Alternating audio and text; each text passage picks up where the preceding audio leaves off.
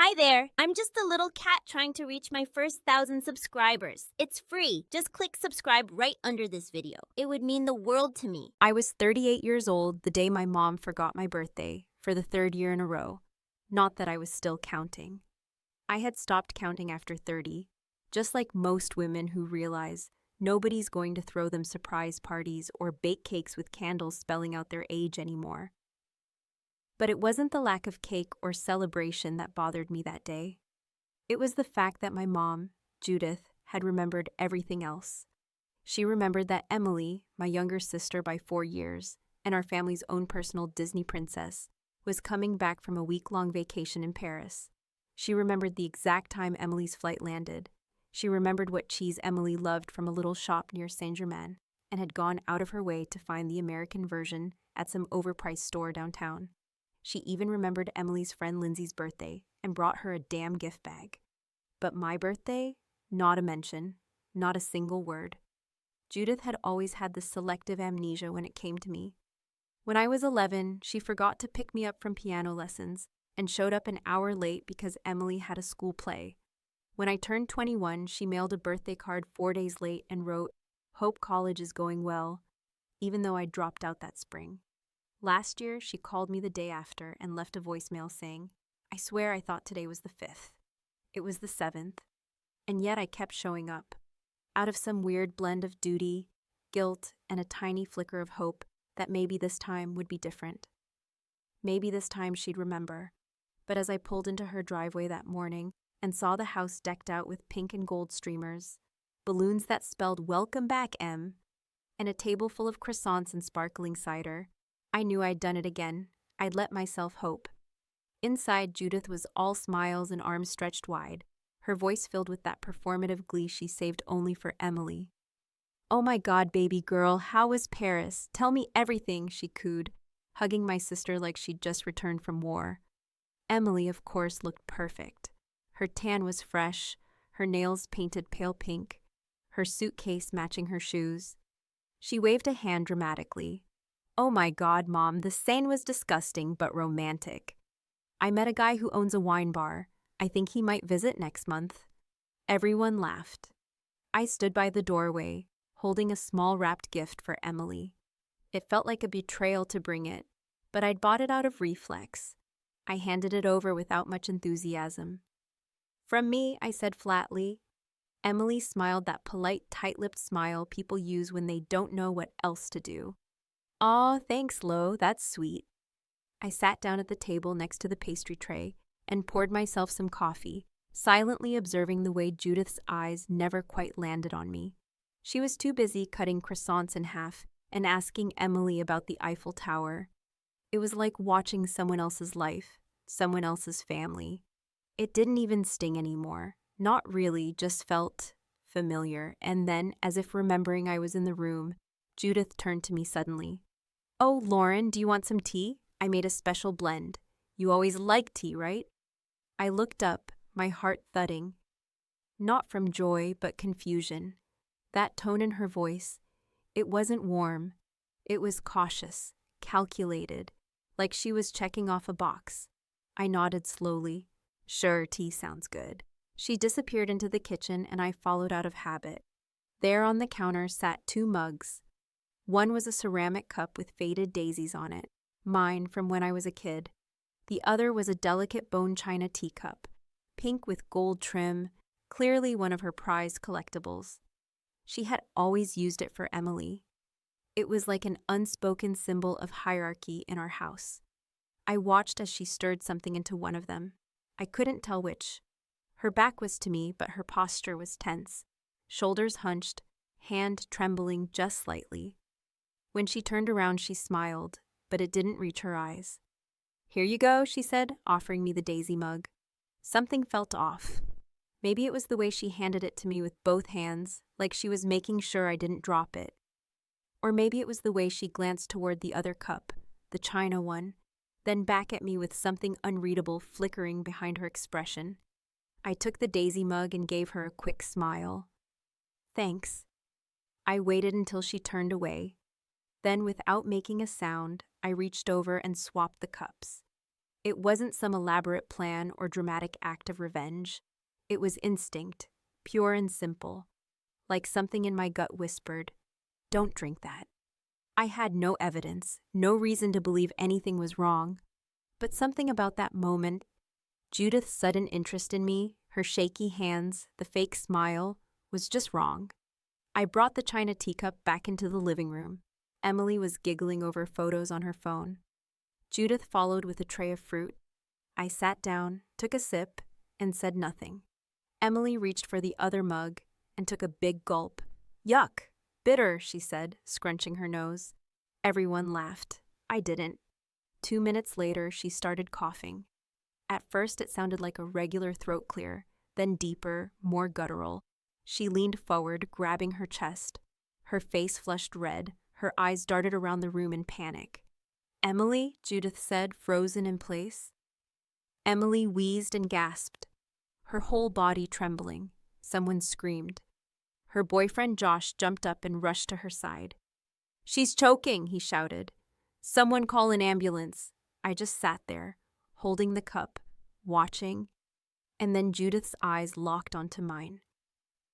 Not in fear, not in confusion, but in something else. Recognition, like she knew, like I knew. She didn't say a word, neither did I. I just took another sip of my water and waited. The silence after the ambulance pulled away with Emily inside wasn't quiet in the comforting sense. It was the kind of silence that made your skin crawl, a hollow vacuum where the air felt too thin, like sound was afraid to exist in the presence of what had just happened. No one spoke, no one moved. Judith stood by the doorway, her hands clenched so tightly around the edge of the kitchen island that her knuckles had turned pale, her jaw locked like someone was holding it shut with invisible pliers. And I just sat there at the dining table, my fingertips resting lightly on the rim of the delicate china cup, the same one she had prepared, the one she handed to me and then so conveniently turned away from for just long enough. What did she expect? That I'd drink it without question? That I'd be grateful? That after 38 years of birthdays swept under the rug like yesterday's crumbs, I'd be moved by a sudden gesture that felt more like a trap than a treat? I watched her from the corner of my eye, her breathing shallow, erratic, as if her body hadn't caught up to her mind's panic. Her lips moved a little like she wanted to say something but couldn't decide whether to lie or confess. And for a moment I wondered if she was going to come clean. If this would be the moment where everything unspooled and the truth finally came pouring out. But of course, she didn't. Judith was nothing if not composed when it mattered.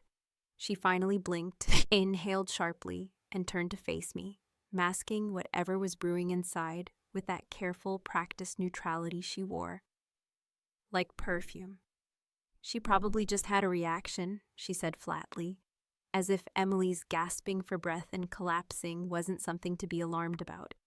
Like it was just one of those little things that happens when you drink tea on an empty stomach.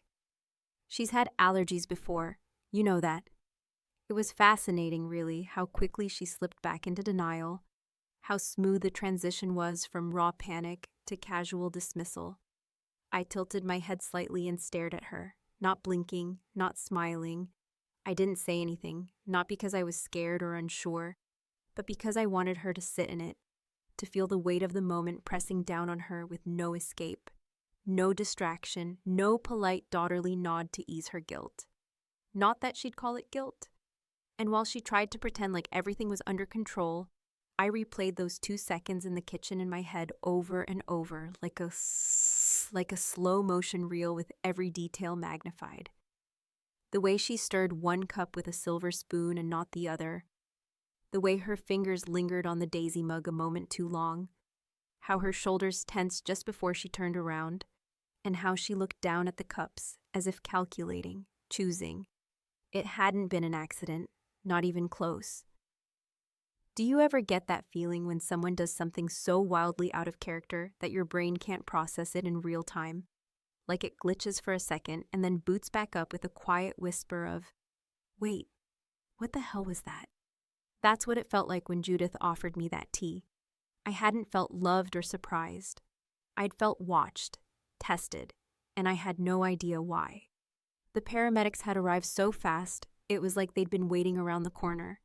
Emily had been half conscious by the time they loaded her into the back, her skin clammy and her voice barely a whisper, as she rasped out questions nobody could answer.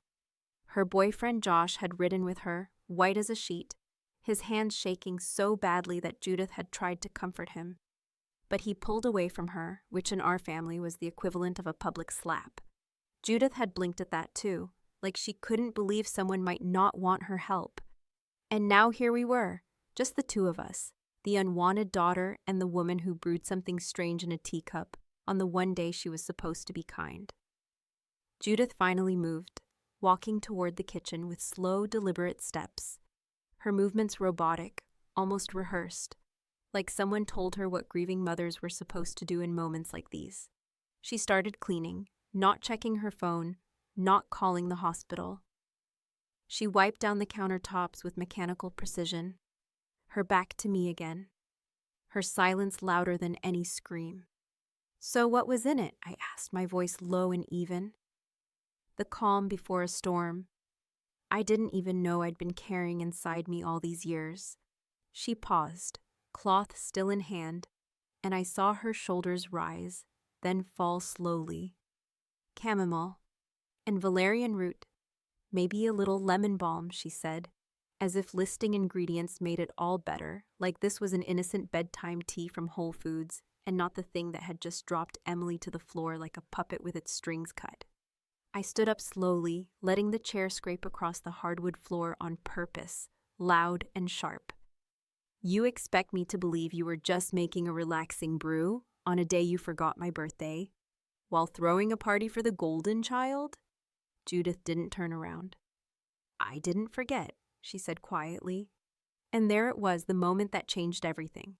Because for the first time, she wasn't pretending she'd mixed up the dates or got busy or thought she'd already called me.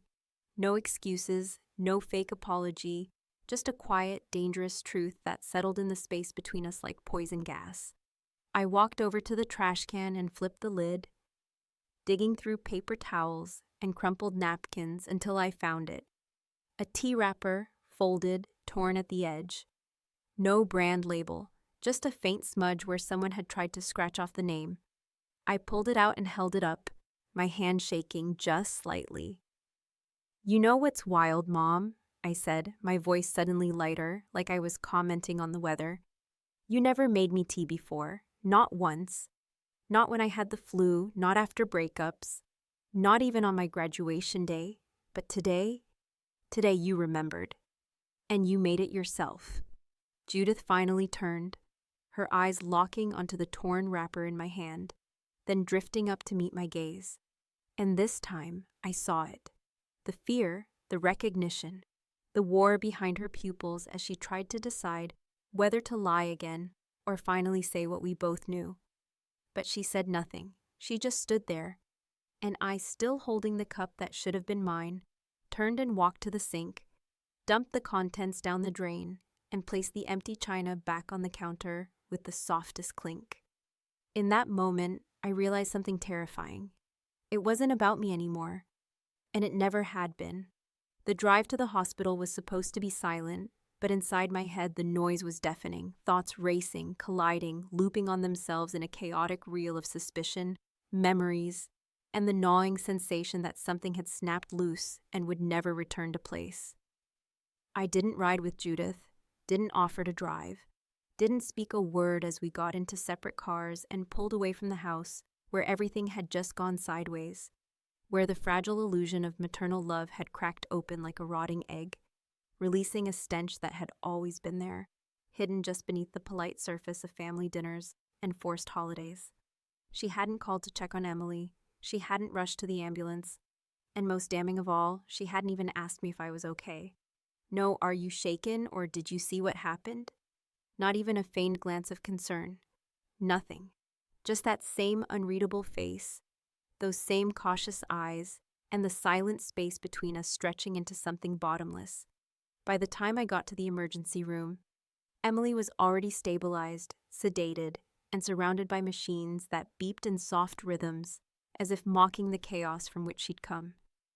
Josh sat by her side, pale and wide-eyed, clenching and unclenching his fists in that restless way men do when they're terrified but too proud to cry. I hovered at the edge of the room for a moment, watching them, letting the sterile smell of antiseptic and machine oil settle into my lungs. I didn't say anything at first. What could I say? That I might have been the one to drink the tea that knocked her out? That maybe it wasn't meant for her at all? Or worse, that I had switched the cups not just out of instinct, but out of a bitterness so deep I hadn't even admitted it to myself until that very moment? Eventually, Josh looked up and nodded. No words, just a teared, shell-shocked nod that invited me to step closer. Doctors say it wasn't an allergic reaction, he said, his voice hoarse, like it had rubbed against sandpaper. There was something in the tea, a combination of herbs and something else. They're still running tests. I wanted to ask what something else meant, but I already had an idea. Valerian root lemon balm. Sure, those were in the tea aisle at any grocery store, but they weren't innocent when combined with sedatives, especially not in the wrong dosage, and definitely not when given to someone without their knowledge, especially not on a day when there was no reason for a calming cup of tea. Unless, of course, the goal was to calm someone permanently. Josh ran a hand through his hair, staring at Emily's sleeping face like she might vanish if he blinked too long. She's been saying weird stuff lately, feeling foggy, tired all the time, but she thought it was jet lag. Or stress. I believed her. I should have. He trailed off. I didn't answer. How could I tell him that his fiancée had probably been slipping under the radar of consciousness for months, slowly dulled by the hands that claimed to love her most? How could I explain that I'd seen that same dulling happen to myself over years? Not with chemicals, but with silence, neglect, and the slow erosion of self-worth under a mother's cold, calculated gaze. We sat in that room for what felt like hours, the low hum of fluorescent lights hanging over us like a judgment. Judith arrived eventually, her heels clicking down the corridor with that familiar rhythm, sharp, confident, unapologetic. She didn't rush. She didn't even look panicked. Just walked in like it was visiting hours at a retirement home, and not the emergency room where her favorite daughter was recovering from a near-death collapse. She smiled gently, kissed Emily's forehead, and turned to Josh. I made her some herbal tea to help her relax. That's all it was. I don't understand why everyone's reacting this way. That was it. That was all she had to say.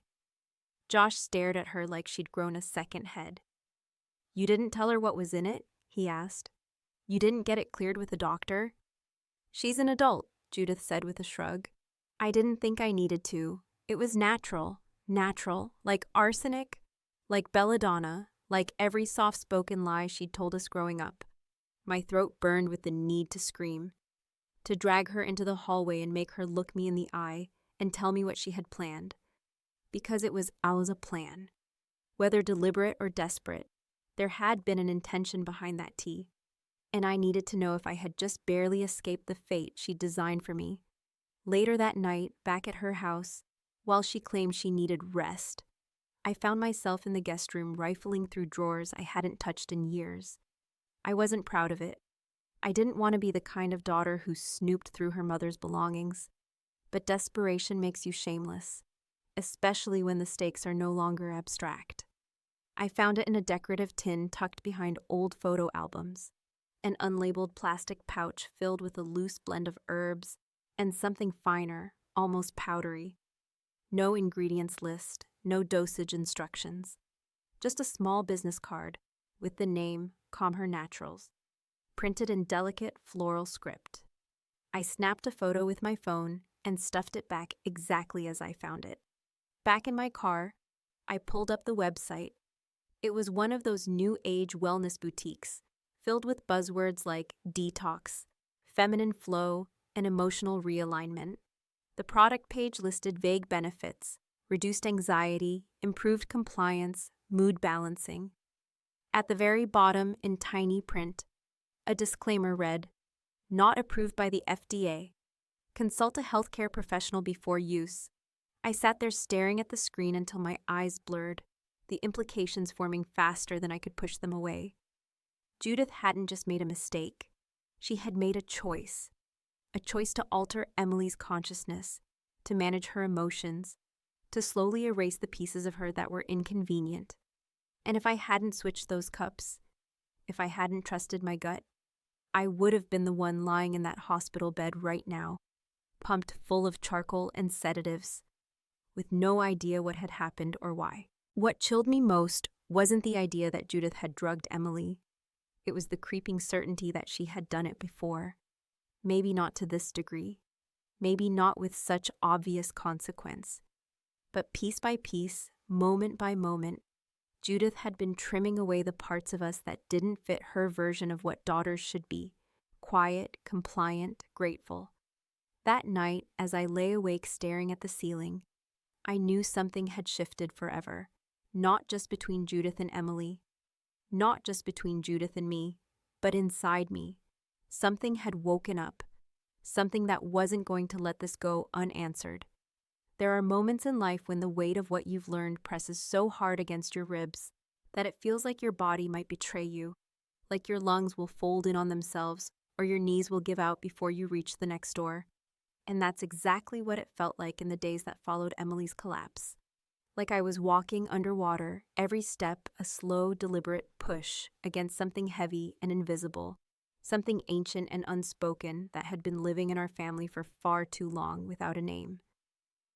The house was quiet after the hospital, too quiet, not because no one was speaking, but because even sound had grown afraid of the truth that now hovered just beneath every word.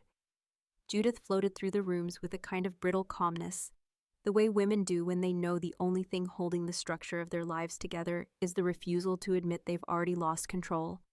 And while she busied herself with laundry and checking in on Emily through passive, performative texts, I made it my mission to pull apart every thread she'd worked so carefully to weave into a narrative of maternal competence. I began where all lies live, inside the details. I went through receipts left on the counter, credit card statements Judith had stacked but not filed, even old Amazon boxes stuffed in the garage, and in less than an hour, I found two things that made my stomach twist in that slow, sickening way that tells you your worst suspicions aren't just guesses, but memories you hadn't finished forming yet. The first was an invoice from a discreet wellness site with a P.O. box address and no phone number, charging nearly $200 for a monthly blend called Peaceful Root Harmony, which, according to a now-deleted product page I'd screenshotted earlier, was marketed as a neurological softener designed for emotionally erratic females who needed a little help staying centered. The second was a confirmation email from the same brand sent to an account I didn't recognize, an address that didn't belong to Judith's usual Gmail, but one with her maiden name, an alias she hadn't used since before Emily was born. Why create a new email just to buy herbal supplements unless you didn't want them traced? Why hide invoices in old magazines? Unless you knew on some level that what you were doing wasn't care, it was control. That night, while Judith sat in the living room pretending to read a book she hadn't touched in months, I sat across from her with a glass of wine and the kind of silence that begs to be broken. I didn't ask outright, I didn't accuse. I asked how she'd been sleeping. I asked if she still talked to her therapist, knowing damn well she hadn't been in therapy since the 90s when her second husband left. I asked about her new email account, about the supplement order, about the discrepancy in the dosages listed on the packing slip compared to what the product page had said. She didn't answer right away, just folded her arms and tilted her head as if amused by the idea that I thought I could corner her. "You always were suspicious," she said finally, her tone almost tender, like she was reminiscing. "Even as a little girl, you'd ask the same question 3 different ways just to make sure the answer didn't change." That might have been the closest she'd ever come to acknowledging that she saw me, truly saw me, as someone separate from Emily. Not just the background character in our family's play, but it wasn't a compliment. It was a warning. And in that moment, I realized she wasn't scared of being found out. She was scared of what might happen if she wasn't in control anymore. Later that week, I met Josh for coffee. He looked like hell, unshaven, eyes bloodshot, hands jittery from too much caffeine and not enough sleep. Emily was awake now, but confused, disoriented, unable to explain what had happened or why she felt like her brain was floating 2 feet above her body. Josh told me he'd suspected something was wrong for months, that Emily had been different since moving back in with Judith temporarily while their apartment underwent renovations. She'd started forgetting simple things, zoning out mid-sentence, waking up tired after 10 hours of sleep. Judith, of course, had explained it all away. She's under stress. She's always been sensitive to change. She's just like I was at her age. Then Josh said something I hadn't expected, something that made the air leave my lungs like a punched balloon. Lauren, she told me once a few weeks ago that she sometimes doesn't remember whole days, like full days. She said she'd go to bed and wake up and not be sure if what she remembered actually happened or if it was a dream. That was no side effect of a calming herbal tea. That was chemical interference. That was deliberate. And suddenly, the pieces began to connect faster than I could hold them. The vitamins Judith insisted Emily take every morning, the smoothies she made and refused to let anyone else prepare, the herbal teas that just helped with rest. This wasn't a mistake. This was conditioning, control masquerading as love. I didn't go home that night. I stayed in a motel outside town with stained wallpaper and a dripping bathroom faucet, staring at the ceiling until sunrise, thinking about the years Judith had tried to clip my wings, not by force, but by silence, by omission, by withholding affection, by pretending I didn't exist on days that mattered. Maybe she couldn't drug me, not directly, not in ways she could with Emily, but she'd managed to numb me all the same, by ignoring me, by pretending I was never enough, by teaching me that wanting her attention was something shameful. And now she had done the same to Emily, but worse, because Emily was the chosen one, the favorite, the golden girl, and even she hadn't been safe. I realized then that it had never been about favoritism. It had always been about control. Judith didn't want daughters. She wanted dolls. Obedient, beautiful, emotionally manageable dolls. And now one of those dolls had cracked. And the other? She was holding a match. The confrontation didn't happen with screaming, didn't come in the middle of a dramatic thunderstorm or over a shattered plate in the kitchen. It unfolded slowly, like a snake coiling around your ankle, tightening just enough to remind you that it's there, dangerous and waiting for you to flinch. Judith had called a family meeting the way corporate managers do when they know layoffs are coming, feigning transparency while still holding half the cards under the table. And she had done it with that same brittle authority she had always carried, the kind that demanded obedience without question and left no room for real conversation. She said we all needed to clear the air, as if the air hadn't already been polluted by years of silent sabotage, favoritism so intense it left bruises you couldn't see, and a betrayal so intimate it had curled itself into the very center of who we were.